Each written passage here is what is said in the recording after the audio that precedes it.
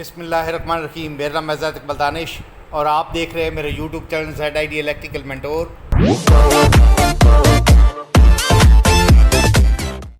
हाँ तो नादरीन, अब की बार फिर मैं हाजिर खिदमत हूँ एक और मुनफरिद लाजवाब और शाहकार किस्म की वीडियो लेकर। आज की हंसती मुस्कराती मन को बाती और चमचमाती वीडियो में मैं आपको फेज़ फेलियर के बारे में बताने वाला हूँ। ये मेरे पास दो किस्म की फेज़ फेलियर रिले पड़ी है। एक ये है, इस पे ऑलरेडी मैं पहले भी वीडियो बना चुका हूँ। आप मेरे चैनल का विज़िट करें और इस वीडियो को भी आप देख सकते हैं।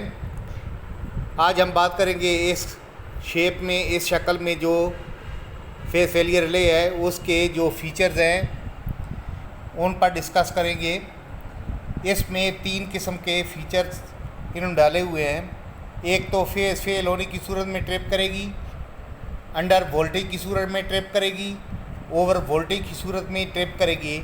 शॉर्ट सर्किट की अगर आप प्रोटेक्शन चाहते हैं तो आपने जो ड्यूअल सर्किट बनाना है, ड्यूअल सर्किट बनाना है या ऑटोमेटिक स्टार्ट डेल्टा सर्किट बनाना है, उसके साथ ये ओवरलोड रिले या किसी और शेप की शक्ल की ओवरलोड रिले जो है वो भी साथ इंस्टॉल करना ज़रूरी होगी।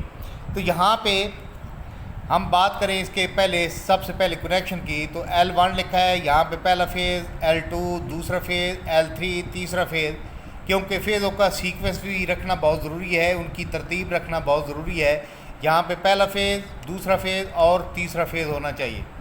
अब यहाँ पे तीन इंडिकेटर जो हैं वो आपको नज़र आ रहे हैं। ये फेज़ फेल होने की सूरत में ये ब्लिंक करेगा, ये रोशन होगा, ग्लो करेगा। ओवरलोड की सूरत में ये करेगा। अगर वोल्टेज कम होंगे तो ये रोशन होगा, हमें इंडिकेट करेगा, हमें बताएगा कि वोल्टेज जो है वो कम है। मुकर्रर करदा हद से ज़्यादा वोल्टेज आएंगे तो ये ग्लो करेगा। मुकर्रर करदा वोल्टेज से कम वोल्टेज आएंगे तो ये ग्लो करेगा। और फेज़ फेल होने की सूरत में तीनों फेज़ों में से कोई एक फेज़ मिस होगा, फेल होगा, मोटर को नहीं मिलेगा, तो फिर ये इंडिकेटर जो है ये ग्लो करेगा, ये रोशन होगा, ये हमें इंडिकेट करेगा। बाकी इसके अंदर माइक्रो एडजस्टेबल कंट्रोलर लगे हुए हैं। ये माइक्रो कंट्रोलर, इनके ज़रिए हम एडजस्टमेंट कर सकते हैं। सबसे पहले हम यहाँ पे बात करेंगे, ये अंडर वोल्टेज के लिए है। 300 से लेकर 380 तक हम कहीं भी सिलेक्शन कर सकते हैं।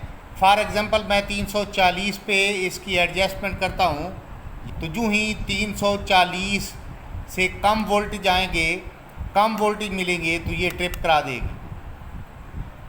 अब इसके आगे अंडर वोल्टेज का टाइम डिले है। इसमें 2 सेकंड से लेकर 9 सेकंड तक आप टाइम मेंशन कर सकते हैं कि इतने सेकंड के बाद ये ट्रिप कराए।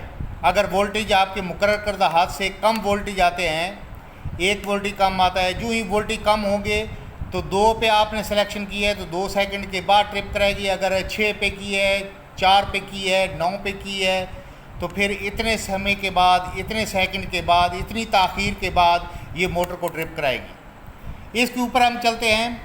ओवर वोल्टेज की रेंज जो है 380 से लेकर 460 तक है।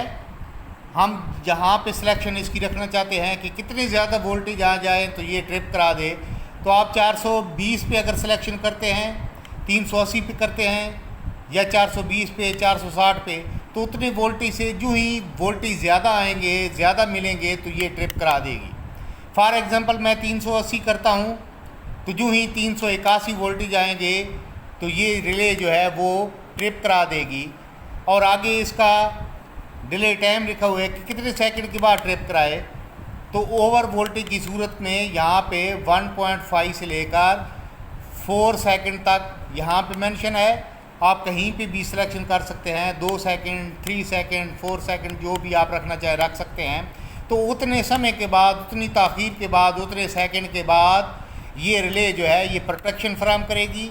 ओवर वोल्टेज की सूरत में कि मुकर्रर करदा हद से तजावुज़ वोल्टेज करेंगे, ज़्यादा वोल्टेज आ जाएंगे, तो ये मोटर को, ये रिले सप्लाई को मुनक़ते कर देगी, सप्लाई को डिस्कनेक्ट कर देगी, सप्लाई का राब्ता तोड़ देगी, मोटर को यानी कि बंद करा देगी। यूँ हमें ओवर वोल्टेज की और अंडर वोल्टेज की प्रोटेक्शन मिलेगी। साथ साथ फेज़ फेलियर, जिस नाम से ये मौसूम है फेज़ फेलियर रिले, उसकी भी हमें प्रोटेक्शन देगी।